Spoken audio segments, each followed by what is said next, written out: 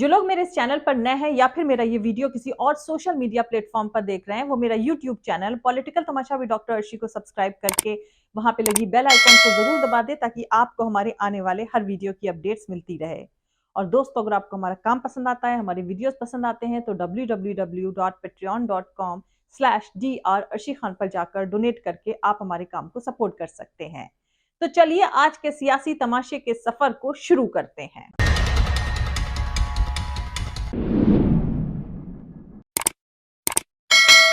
राष्ट्र बनेंगे, पाकिस्तान एक अदना सा देश रह जाएगा और पीओके का भी भारत में विलय होगा।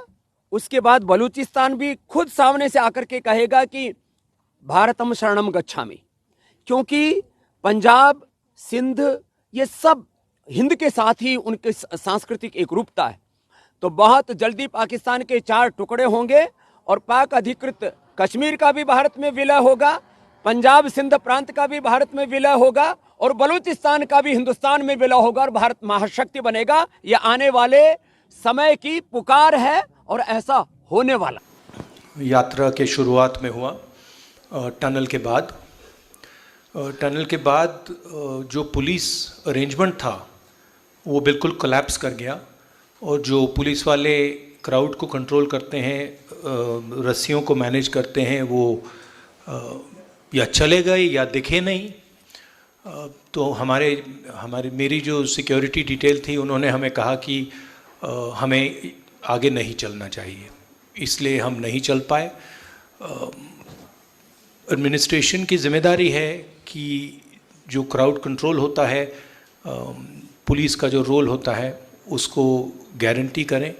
मुझे मालूम नहीं क्यों हुआ, बट कल और परसों ऐसा नहीं होना चाहिए। और सुभाष चंद्र बोस जी के जन्मोत्सव पर उनका एक नारा था, तुम मुझे खून दो मैं तुम्हें।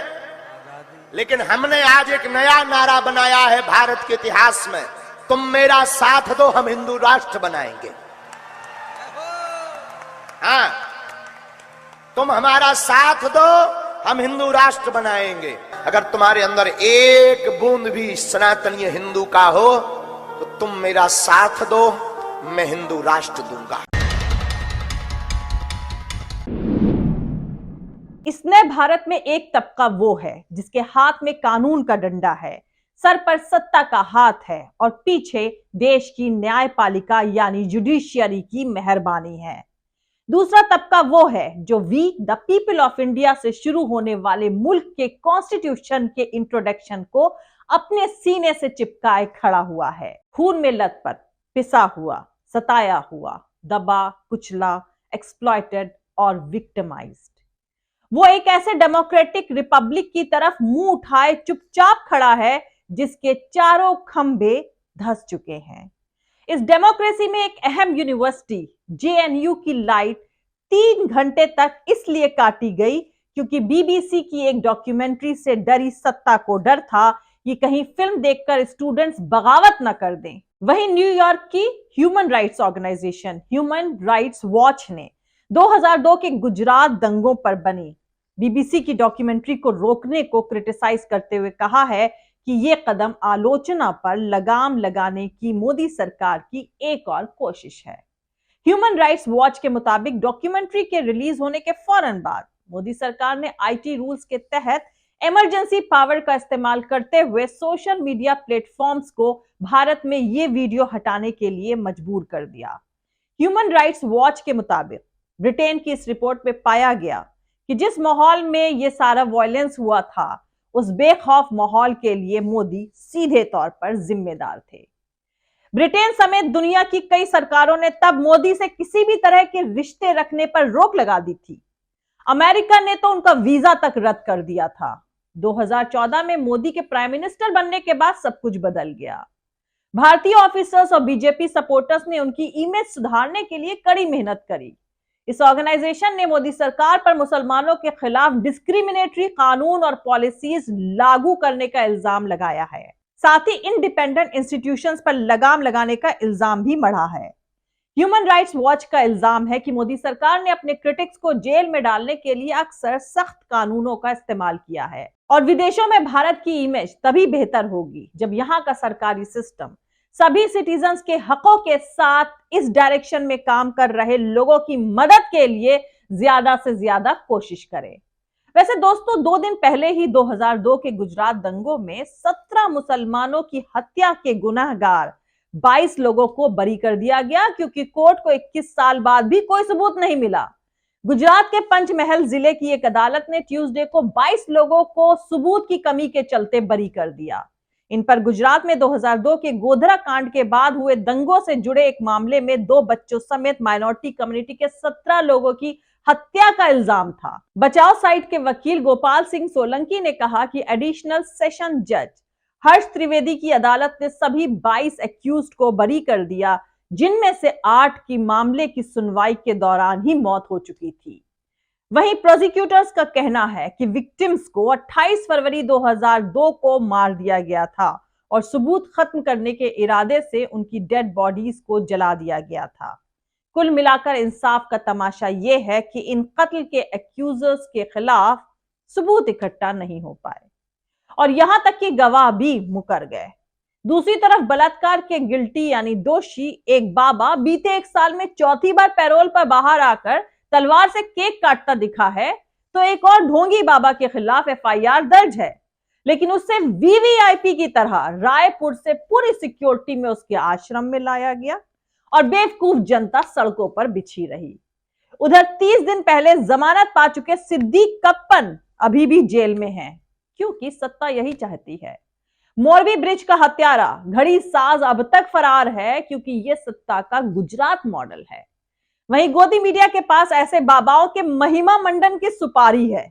इस्लामोफोबिया, मंदिर मस्जिद, झूठ, प्रोपेगेंडा का ठेका है।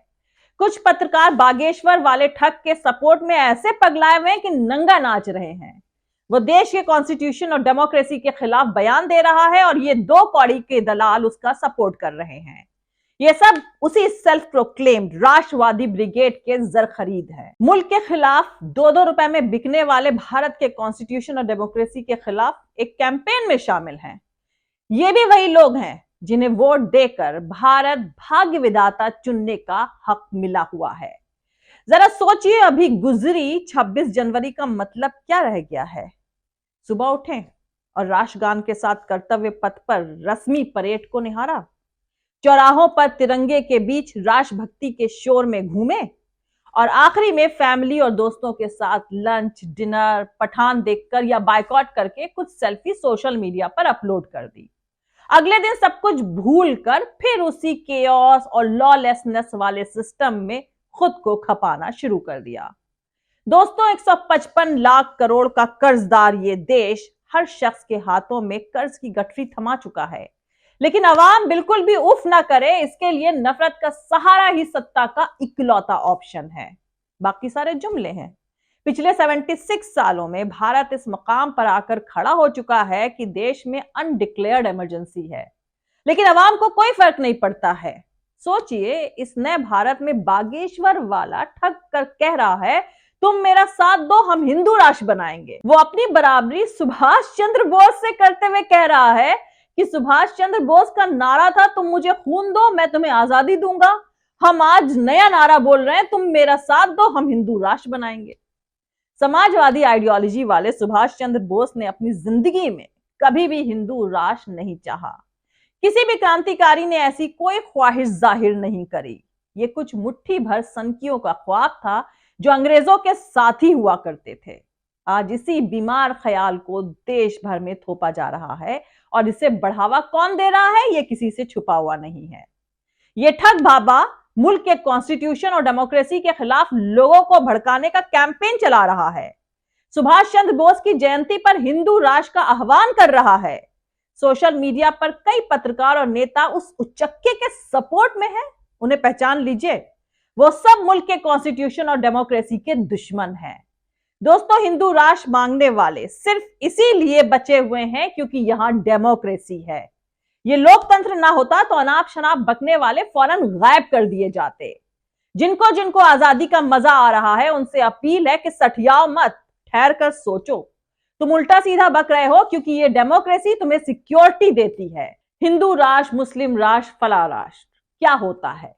ऐसी बातें हजारों साल पहले में होती थी और अब ये बातें करने वाले पाखंडी लोग हैं। भारत एक डेमोक्रेटिक रिपब्लिक है जहां कॉन्स्टिट्यूशन सबसे ऊपर है। यह डेमोक्रेसी दशकों के स्ट्रगल और लाखों लोगों की कुर्बानी से हासिल हुई है। उसे हिंदू राष्ट्र, मुस्लिम राष्ट्र, खालिस्तान या किसी भी दूसरे तरह का राष्ट्र बनाने की मांग इस मुल्क की रूह पर हमला है। और अब यह आपको तय करना है कि आप अपने मुल्क पर हमला करने वालों का साथ देते हैं या उनकी अकल ठिकाने लगाते हैं। वैसे लखीमपुर खीरी केस के आरोपी और मोदी सरकार में मंत्री अजय मिश्रा टेनी के बेटे आशीष मिश्रा उर्फ मोनू को सुप्रीम कोर्ट ने जमानत दे दी है। जमानत याचिका पर सुनवाई करते हुए जस्टिस सूर्यकांत और जस्टिस जेके महेश्वरी की बेंच ने अहम टिप्पणी करी और कहा है कि केस के ट्रायल में 5 साल का वक्त लग सकता है। ऐसे में एक्यूज को लंबे वक्त के लिए कैद में नहीं रखा जा सकता है। किसी को इंडेफिनिट कैद नहीं होनी चाहिए। दोस्तों, सुप्रीम कोर्ट की इस टिप्पणी पर विक्टिम की तरफ से पैरवी कर रहे सीनियर वकील दुष्यंत दवे ने कहा है कि यही तर्क सभी एक्यूज पर लागू होना चाहिए, जिनमें साल 2020 के दिल्ली दंगों के जेल में बंद लोग भी शामिल हैं।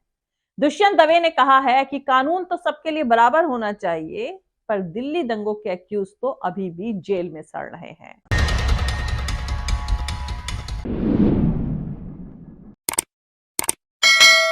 तो दोस्तों, आज के लिए इतना ही। मिलते हैं अगले वीडियो में किसी दूसरे नए सियासी तमाशे के साथ। जय हिंद, सत्यमेव जयते, अल्लाह हाफिज। दोस्तों, हमारा पूरा वीडियो, दूसरे और वीडियोस देखने के लिए हमारा YouTube channel political Tamasha with doctor Arshi को सब्सक्राइब करके वहां पे लगी बेल आइकॉन को जरूर दबा दें, ताकि आपको हमारे आने वाले हर वीडियो की अपडेट्स मिलती रहे।